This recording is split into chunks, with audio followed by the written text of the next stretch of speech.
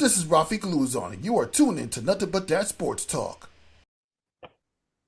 We are back again with another episode of Nothing But That Sports Talk. I'm Rafiq Luzon alongside PIX 11 Sports Reporter Perry Sook. Welcome to the show.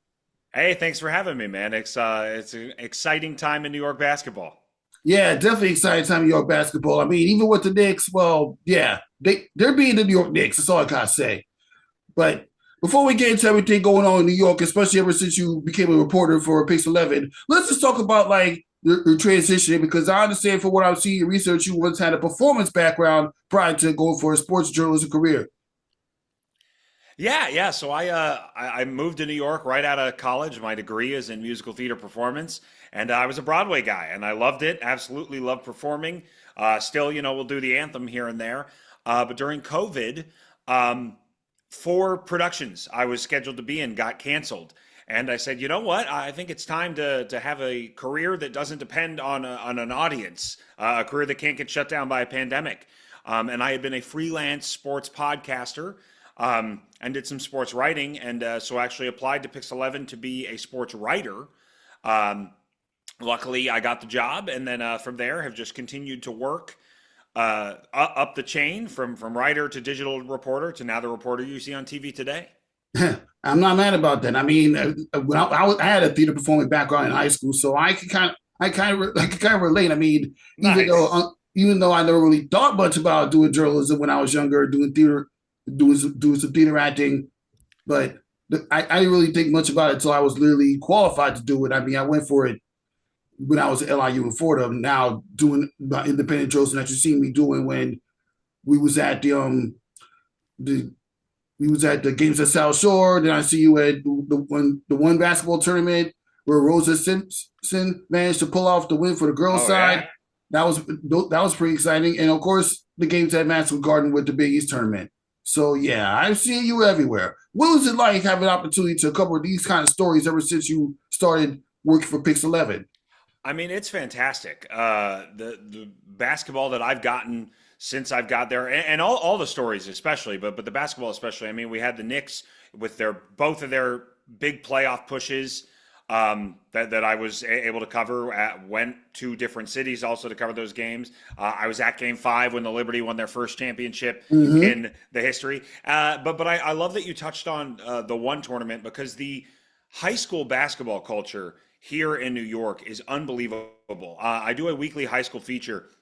And the first year I did it, we had 9 All-Americans on the men's and women's side, and McDonald's All-Americans that I had featured throughout that year. This year, again, we have 3 from Archbishop Stepanak. We have 3 from Long Island Lutheran. We have Olivia Vukoza, who I covered as a sophomore 2 years ago. And then Addison Nimchik, who I'm covering, who I'm covering Red Bank Catholic this year. All of these fantastic All-Americans. And the Nike culture is so ingrained here with Nike and Jordan. They have the one tournament, which always has representatives from here. The New York versus New York tournament, which goes every summer, which we'll be doing its 8th season this year. Just being around that, I mean, the excitement. There is nothing like New York sports. And I know everybody loves football and football is king, but when the basketball is good in New York, there is a buzz on the street like nothing else. You don't get people lining up outside MetLife Stadium like they do on 7th Avenue when the Knicks win a game. Exactly. You never get that. And you also never going to get those long lines for your first New York basketball games. I want to watch high school basketball. I'm high school alumni is Canarsie. It's a city of Canarsie where World Be Free, the Dale Luster, House of Product, John Sally, multiple NBA champion. Those guys played in Canarsie. I'm Canarsie. So in high school basketball wasn't always the way it is right now. Sure. I mean, sticking to the present, you see some of the most amazing stories you get to cover in New York City. And I should know because I've been in that environment. Oh, yeah. Well, I mean, and you even said with Rose, she was an alternate. But the person who she filled in for someone who wasn't able to make that one-on-one tournament. This is for those listeners who don't know, that is an international one-on-one basketball tournament, and Rose happened to be the alternate coming from New York, and now she is the world representative, gets a year contract with Jordan. They gave her entire team shoes and gear, and they actually just did, she's doing a special for Slam High School that they just announced yesterday. Yeah. And I mean, that level of detail and attention to one athlete, it just shows the depth of talent and the exposure you get here in New York. Exactly. And getting back to we're talking about Rose Simpson, and then getting to Olivia, the young lady from Christ the Kings. Obviously, she's going to be playing at UConn next season, and seeing the way UConn continually dominate teams, they're going to be going to playing the MSG for the first time in like a while for the women's side, though. Exactly. That's going to be a very interesting story. No, it should be great. I think it's long overdue. I think the women's program at St. John's has been consistently good. The problem is they get overshadowed by teams like UConn, who are consistently great, if not the best. With the best coach in I think all of college basketball. And Olivia and her father agree. I just did a follow-up story with her a couple of weeks ago. But so being able to have that exposure, being able to have that women's game at MSG, I think it's going to be great. And I think you're going to get a lot of people down from stores to watch that game. And I also think you're going to get a great representation of New York fans coming out to see it, and just great basketball fans. I mean, you have a chance to see what should be the number one team in the country at that point playing in New York school. I think it should be a great night at the Garden. Yeah, it's definitely going to be a great night. And speaking of other great New York basketball events to look forward to, I mean, obviously you have the Unrivaled semifinals games being played at the Barclays Center this Tuesday, this Monday coming up. I mean, when you saw Brianna Stewart announce that Unrivaled's coming to Brooklyn, will you think of that as another opportunity to get some sports coverage for PIX 11? I think it's great. I'm anxious to see what our access is. Because we're used to working with leagues. We're used to, I've got my man Brian over at the Liberty who I can literally text and be like, hey, I'd love to come cover tonight. Got a last minute opening, and he'll take care of us because we built that relationship. I'm anxious to see how this league handles that. I know the event in Philadelphia was phenomenal. We had people actually from PIX go just to attend and watch it. And the energy surrounding that was fantastic, especially the WNBA commissioner sitting courtside while the contract negotiation is going on. I think it's going to have a lot of juice, especially because, the WNBA now set their date. If they don't get a new collective bargaining agreement by the date they said, the 2026 season is not going to look the same. So I think the opportunity to have high-level women's basketball in New York, especially, I mean, we saw the Liberty fan base. They came out in force, and granted, winning obviously helps fans get excited about things. So coming off that title in their title defense year, the fans were fantastic. But so I think that fan base is going to come out, and I think a lot of people are just going to come out to see some of those players who they don't get to see every single day. To have all of them in one place for one event, I think it's going to be great, and I'm looking to try to cover it. We got to kind of figure out with Unrivaled what they're willing to let us do, but it should be fantastic. Yeah, I've already put my name down for Unrivaled, so let's just see what happens, because New York media is just something else when they literally know how to fill up seats very fast, and it's almost like the New York Liberty fan base atmosphere, the WNBA fan base atmosphere follows during the offseason as well between Unrivaled, and I was just at the Women's Champions Classic where I saw UConn play that tournament. It almost, I mean, I know it's college basketball, but it almost felt like a WNBA to me, because you had the media professionals, Isabel Harrison was in attendance. So yeah, obviously, if you had to, when you cover it next year, you're going to know the Women's Champions Classic is going to be just as intense. All right. Year. Oh no, definitely. Well, and just they did in honor of Martin Luther King Day. The Coretta Scott Kings Classic. Exactly, and it was phenomenal basketball. I mean, you had 3 top 12, top 15 teams going head to head. Was very well sold, and we had pressers after those, like it was a national game because it was a national game. I mean, it was fantastic, and also fantastic to have representation from this area. Obviously, with Olivia Blake's playing for Vanderbilt. Michaela Blake's. a lot of great players in this area. The names all get mixed up. And then Long Island Lutherans, Silas Swords playing for Michigan. I mean, just a fantastic representation in those games. Mm-hmm. Yeah, definitely fantastic. Now we got to narrow down your favorite New York sports story that you cover your career. The Liberty Finals runs in 23-24, the Knicks Eastern Conference Finals run in 2025, or the Big East Championship run with St. John's last year. Which story do you think is better? If you could rank the three, you can make a ranking. Which one you think is the best for your career? So the one that I had the most fun doing, I'll be honest, was the St. John's run. For a couple of reasons. One is, I'm from the South originally, and college sports are my bread and butter. They're what I love. I mean, I wear my class ring for University of Oklahoma every day, and I love that. And so to have Big East basketball back in New York City in such a major way, to where they were on Jimmy Fallon, to where you could walk down the street and people would point at your St. John's gear. In a way that they hadn't. I mean, it was like SEC football up here. And that was fantastic. And we thought they were going to be good last year, but you didn't necessarily think they were going to do it as well as they did. And to win the regular season title and then the tournament title, which is the first time in program history they've won both at the same time. Excuse me. To be a part of that historic season. And I was there. I was there at Media Day. It wasn't like, oh, they're playing well now, so let's jump on. It was no. I was like, hey, Rick Pitino in year 2 tends to do some pretty good things. Let's see how it goes. And so to be able to be there from Media Day to when confetti fell after the on March 14th on the floor of Madison Square Garden as the Big East tournament champions after they had already won the regular season tournament. That was some of the most fun that I've ever had covering a team. I got to build a relationship with the guys. RJ Lewis, I interviewed him one day for the Big East tournament, and then the next day for Selection Sunday, he's like, "Perry, are you ever going home? Like I feel like you're just following us around." And I felt like a beat reporter for St. John's because I got to build a relationship with those guys and Rick, Coach Pitino, and it was fantastic. Right under that, though, I would say the Liberty.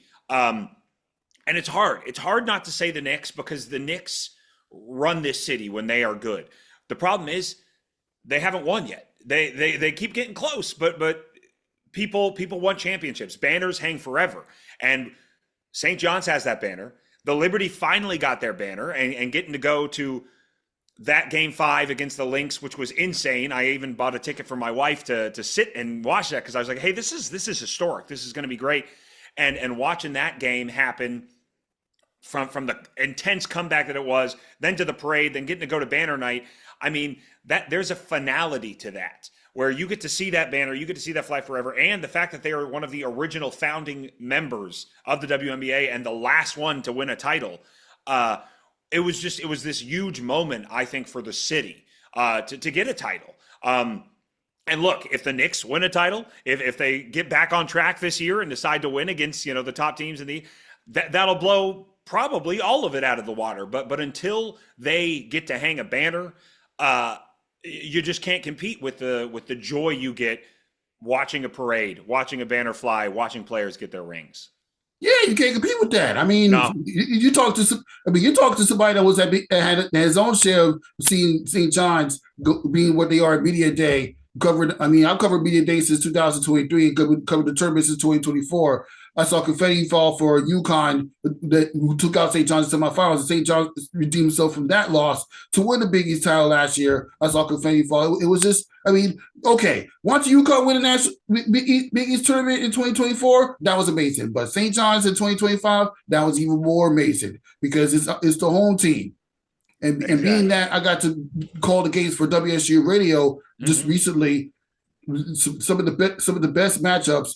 Obviously the game against UConn at the Garden is really top tier, and I also did a game against William Mary and Harvard, and every other game when I'm not at the game, I'm either doing social media or doing the board operator. So I'm getting to be. I had a chance to be involved in that environment for the season.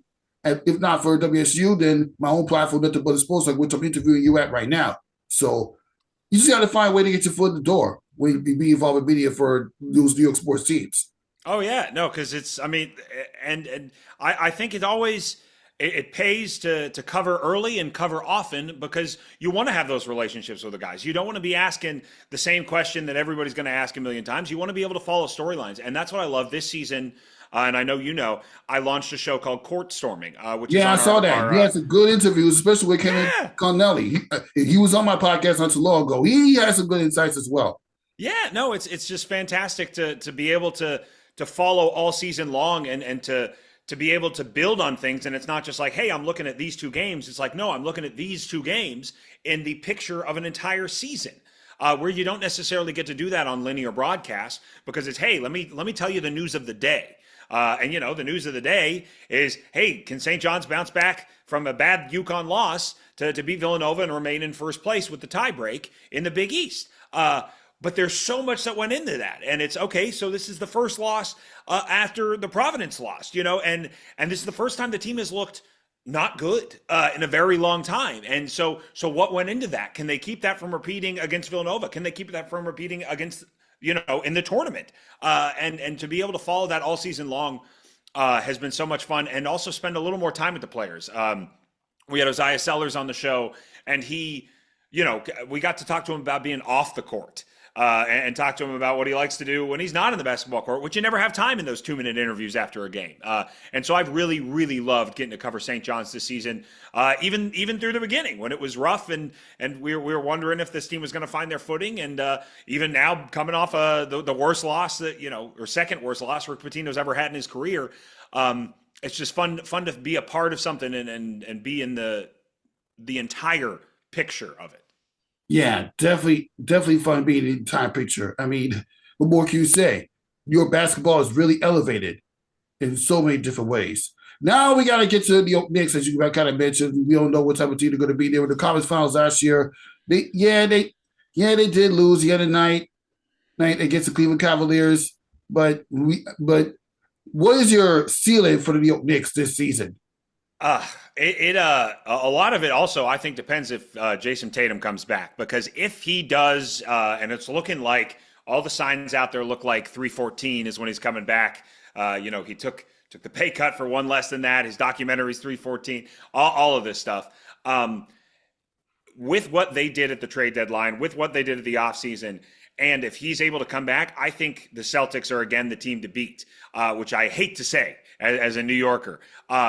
But I think they're the team to beat. And the Knicks have to figure out their own stuff. The Knicks are very good at beating the teams they're supposed to beat. But anytime it's this tougher top of the league competition, they've played some bad games, if not even uncompetitive games or non-competitive games. And so they need, I know they have it. I know they have the drive. We've seen the heart of these guys. We saw the grit, 2 playoff runs ago when they were all injured and they were still giving everybody a fighting chance.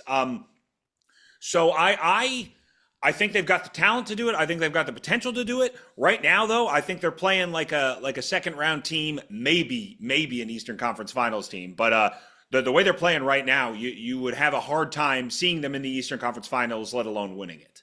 You have an interesting point. I mean, Boston's gotten a lot better. They do a lot better than we thought with Jason Tatum out. Obviously, the Cleveland Cavaliers are kind of creeping on you after they traded for James Harden. And of course, you got the Detroit Pistons, the team we knocked out in the first round. They're number 1 seed. Part of me is saying, okay, after getting swept by the Pistons regular season, okay, they're going to be tough to beat. But then again, we see the Knicks defeat teams that they lost in the regular season to get to the conference finals last season. So the narration is just, it's a good chance, but it's not a good chance. Yeah, well, and the playoffs are a different picture. I mean, we know that teams, and that's why Oklahoma City is so scary this year, because all you could point to is, they're amazing regular season, but they haven't done it yet, and so they don't know what they have to do it. And I've listened to interviews from Coach Mazzulla. I've listened to interviews from players that said, somebody just had a great interview. Joakim Noah. He said the best way to know how to do it is to do it. And the Knicks, they haven't won a championship in a while, but they have been a playoff team. They have beat teams in the postseason that they have not in the regular season. And so they know how to turn on that gear. They know how to, hey, we lost one we shouldn't. Well, let's get one back. And especially with that Pacers series last year going as weirdly as it did, with the end of game 1 and the ridiculous bounce at the end of regulation to force that one to OT. There's there should be some confidence when the playoffs roll around that this team can turn on that next gear and compete. Mm-hmm. Yeah, there should be some confidence. I mean, I still think they can at least get to the conference finals and run it back. But it all depends how the Knicks go the rest of the way. I mean, the schedule looks favorable for the Knicks. They have the 26th hardest schedule, but yeah, you can't predict nothing nowadays. You really can't. No, it's crazy, and then it gets crazier for the playoffs. And look, credit to Detroit until they do it. I'm not going to say they can do it. I mean, it was the same with the Rockets last year. They had all the talent in the world, but until you've been in that situation, you can't emulate what it's going to be like. And until Detroit proves me wrong that they can do it, sorry for me, I'm not that afraid. That's why I'm more afraid of a Boston. They have the championship pedigree before they had dealt with some injuries. We thought they were going to go on a little bit of a dynasty run. And so, yeah, we will see. It is hard to predict, but I will never count out giving the Knicks a chance in a playoff series. Yeah. Now on to the new New York team that we know for sure will not be in 8-13 anytime soon, but they are creeping a little bit at the lottery, and that's the Brooklyn Nets. Obviously, they're one of the worst teams in basketball. But do you have any hope that Brooklyn will ever become as good as they were when they had the Kevin Durant's in the world, or when they had Darren Williams at one point? I think they will. I think they're building the right pieces. I am a huge Yegor Jonim. It looks like denim, but it's not Jonim fan. I think he is fantastic. And even now his rookie campaign, they have a multitude of picks, and so this is the rebuild time. This is a hard rebuild time. It's not fun to watch Nets games right now for the most part. But they've shown some sparks, and they've shown some youth. All they got to do is hit on half of their picks, and they're going to have a great team. So it's going to take a while. I'd say we're 3 to 4 years out from a competitive Nets team, but they should be instantly better next season and more fun to watch. It's just, how long until they compete. And then, once you build that core, then you can go out and make that trade for that one extra piece. Then you can go get that veteran presence. Right now, it's all about experience and building. And I think they're doing that the right way. Yeah, I think they're doing that. They literally taking the time to rebuild. If they can stay in the bottom three and win the NBA draft lottery, can't be actually saying that. The direction might change for the Brooklyn Nets in the near future. All it takes is one player, and then and you've got some of those players that you drafted before. And so if you get the right guy, or you get the right couple of guys, it's you know how quickly basketball can change. I mean, it's one of the sports where, yes, it's 5 guys on the court, but one guy can make a difference. I mean, we see what Cooper Flagg is doing in his rookie year.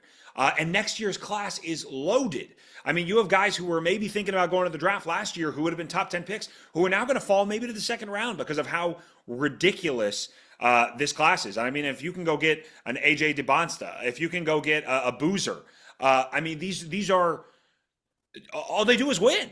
These guys, Boozer especially. I mean, I don't think he's ever played in a tournament that he's lost, and that's why it's hard to count out Duke this year. And so this is a good time to be rebuilding, because the talent coming in is going to be young and better than we've seen for a while. Yeah, I mean, the future is bright. That's all I gotta say. Yeah. Now what other future stories can we expect for you, for those of you that watch PIX 11 Sports? Yeah, well, we're diving in. I'm going to be right back. I was supposed to be at up in Hartford for the UConn game on Wednesday, but I had a flight get canceled, and so I was stuck in Texas until last night. But so we're going to be right back on St. John's. I'll be at the game against Villanova on Saturday night. So that will be fantastic, and I'll follow them through their run. And then my favorite time of year is March Madness, because the conference tournaments are when teams can make a story that weren't a story all year long. I mean, you had FDU a couple years ago. Well, oh my goodness, did they turn into a national story when they upset Purdue? You had teams making the conference tournaments from Staten Island, or making the tournament from Staten Island, that hadn't been to the tournament in years, if ever. And so being around and being able to watch what teams kind of emerge from that. Not to mention you have Columbia women, who started the year a little shaky, but if they don't lose a game where they're favored the rest of the year, they're going to win their fourth consecutive conference tournament or conference regular season title, having never won it before 3 years ago. And so I love this time of year because teams just have a chance to prove themselves, and including St. John's. But everybody knows about that one. And it's so much fun. We'll be doing that, and then hell, that goes right into baseball, and then we're right back where we are. Combine is happening, and so football is already back, and I feel like we just blinked and the Super Bowl happened.